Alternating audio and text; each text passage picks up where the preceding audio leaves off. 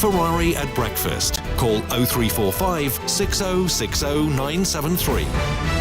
10 minutes before 8 is the time now. While understandably a lot of you want to talk about the tragedy in the Channel, we must reflect another big story on the news agenda, which is this nurses' strike. And on that subject, let's get into the conversation. Conservative MP and Minister for Mental Health and Women's Health Strategy, Maria Caulfield, who joins me now, and I'm very grateful. Can I ask you, how much shame should this government bear, because this is the first strike of its magnitude in more than 100 years on its watch? Good morning. Good morning. I mean, it is a huge regret that there is strike action today, but health is a devolved matter. There is also strike action with the government in Wales facing all but one of their trusts on strike, and in Northern Ireland, the government there are facing all of their trusts going out on strike. So it is with regret that we're seeing this action, but absolutely recognise that pay is an issue for nurses. That is why we gave a 3% pay rise when no other public sector got one last year, and this year we've accepted in full the pay review body's recommendation of 4.5% for average nurses, but for those on the lowest bands are getting over a 9% pay rise. So we've fully recognised pay as an issue, and we've respected those recommendations to government. But my actual question, Minister, was how much shame should this government bear? Because this is a unique achievement, isn't it? More than a century, and it's come on not your personal, your government's watch. It's shameful, isn't it? Well, I don't know if it's shameful. This is not a situation we want to be in. To have nurses go out on strike for the first time in more than a century? Look, I'm an RCN member myself. I didn't vote in the ballot because I didn't feel that was appropriate. So I, fully recognise the pressures that nurses are facing, with pay being one of those. But there are many other issues that nurses, have to have concerns about, whether that's staffing numbers, skill mix on the ward, whether that's long working hours or working conditions as well. And the Secretary of State, when he met with the RCN earlier this week, did want to talk about those, to see the improvements that we could make. We are doing a huge amount in those spaces, but obviously we would want to go further to ensure that nurses have those issues addressed as well. Well, let's give you due credit if you are a nurse yourself and you're a member of the RCN. Do you think a nurse should withdraw his or her labour? I mean, I didn't vote in the ballot, but if I had voted, I wouldn't have voted for strike action. I've been a nurse for over 25 years. I was a nurse when we had, just over 10 years ago, the pay freeze and the pay cap, and I know how difficult that was. And when I became an MP, I joined with the RCN to campaign to lifting those. So absolutely, I recognise that pay is an issue, but that is, the government has a difficult position in terms of we can't realistically meet a 19% demand. That is the issue that we're facing, which is what the RCN have on the table at the moment. We'll talk about that in a moment. They say that your government is not willing to talk about a different figure. But just again, should a nurse withdraw their labour? I mean, I think it's a personal decision for nurses. In England, where this government is responsible for healthcare, so we can't negotiate on behalf of the Labour government in Wales or the Assembly in Northern Ireland. We can only negotiate on behalf of England. I don't. We've only seen 44 of the 215 trusts going out on strike today. That's still too many, and there'll be thousands of procedures and appointments missed because of that. But personally, I don't think strike action is the way to resolve this dispute. So you wouldn't. But you do think a nurse has... I personally wouldn't. No, but you think a nurse has the right, should they so desire? Yeah. Absolutely, but Okay. that is a decision for each individual nurse. Now, you mentioned trying to get a deal done. The RCN minister claim that you are, not you personally, but the government is not holding enough meetings, is not prepared to talk about a figure that could possibly have averted that strike. How fair is that criticism in your view? Well, I think the Prime Minister, set out the story at Prime Minister's questions yesterday. His view is that the independent pay review body made recommendations which take into account issues such as inflation, skill mix, shortages, recruitment and retention, but also are involved in the unions in coming to that figure. It's not something they just choose on their own. And for next year's pay rise, they will be in discussions with the unions already. And that's the position of the government, that we accepted that figure. For every percent we go above that, that's £700 million we have to find. If we went to the 19% that the RCN want us to go to, that would be £10 billion that we have to find. So, without being difficult, they're not easy decisions to make. We have to find that money from somewhere. You'll be uniquely placed to talk about this as someone who is a nurse and also holds a brief as a Minister for Mental Health and Minister for Women.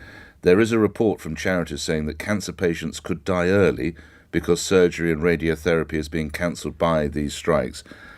What is the veracity of that claim in your view? Well, I know that the Chief Nurse, Ruth May, wrote to the RCN earlier this week to make some of those points. And the RCN have put in a derogation for chemotherapy, so chemotherapy shouldn't be affected, but unfortunately cancer surgery will be. And that's already on top of the COVID backlogs that we're seeing, where we are getting patients treated on time now in terms of cancer, first cancer treatment. But any effect, 2 days of strike action this month will only add to the backlogs that we're trying to get through at the moment. But how are the RCN to get their point across if they don't take industrial action, is what they would say? Well, we are willing to talk to the RCN about a number of factors. I still, as you say, do shift.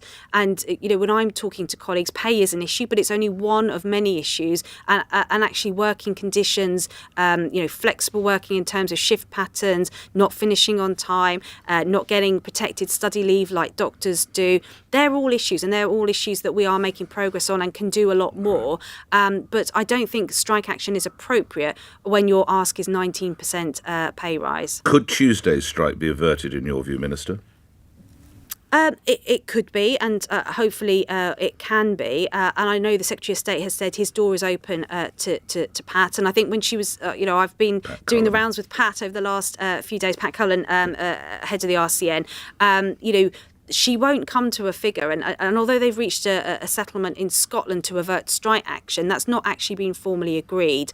That is going to the members, that's 7.8%, but the RCN are not recommending that figure, so that kind of gives you a ballpark of where they're at, and we'll know the outcome of that ballot on the 19th of December. So, a 7.8% pay rise, that's, every percent is a £700 million that we have to face, and as a government, our options, if we were to meet that, are either to borrow money, and we saw a few weeks ago what happens when you borrow money as a government that you can't afford, or put taxes up, which I think is highly inappropriate at the moment with cost of living pressures, or take that money from frontline services. That's £10 billion is a lot of money to find, and as a government we have to make those tough choices. Lastly, noting on a separate subject, noting that you are a Minister for Women's Health, I'm sure you're aware of the tragic case of the lawyer Zara Aleena, whose murderer was convicted in the Old Bailey yesterday, Jordan McSweeney. Now we learn that the murder took place 24 hours after police failed to arrest him for not attending his probation appointments. He was released from prison on licence on June 17th of this year. 9 days later, he murdered the aspiring lawyer on June 26. How safe are women if the police are unable to make arrests such as these? Yeah, absolutely. And we are doing a lot of work in this space in terms of violence against women and girls. And in the last quarter of this year, we have seen progress in terms of rape convictions, and rape cases being referred to the CPS and then being referred to the Crown prosecutor to court. They're up about 90%. So we are making huge progress. But this is an absolute tragedy. And I know that many of us are deeply concerned by the fact that someone was released and was allowed to be out on the streets.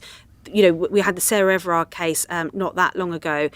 So women, absolutely, it's a key priority for us, and we are making progress. But the tragic events remind us how urgent this is for women. Lastly, Minister, can we end on an almost positive note? The heroism of a fishing crew in the English Channel in the early hours of yesterday morning almost certainly saved the lives of dozens of people. They were all men, by the way, regular fishermen doing their job on a freezing cold morning, pulling people out of the water and saving dozens of lives. Many of my listeners, they should think there should be some kind of award. I don't know, OBE, CBE, MBE. What would be your view of awarding this crew? Oh, absolutely. I think, heroic efforts there. My constituency covers Newhaven, which is a fishing community, and the fishermen there have do come back and report when they see it's on the channel, see the dinghies out there, and absolutely to take the action that they did, and also to have to live with what they saw as well. Absolutely supportive of recognising their bravery. Grateful for your time this morning. Thank you. Maria Caulfield is Minister for Mental Health and Women's Health Strategy and a Conservative MP. It is 8 o'clock. Here's the LBC News headlines. On your radio, on Global Player, and Play LBC. leading Britain's conversation. This is LBC. From Global's newsroom at 8 o'clock.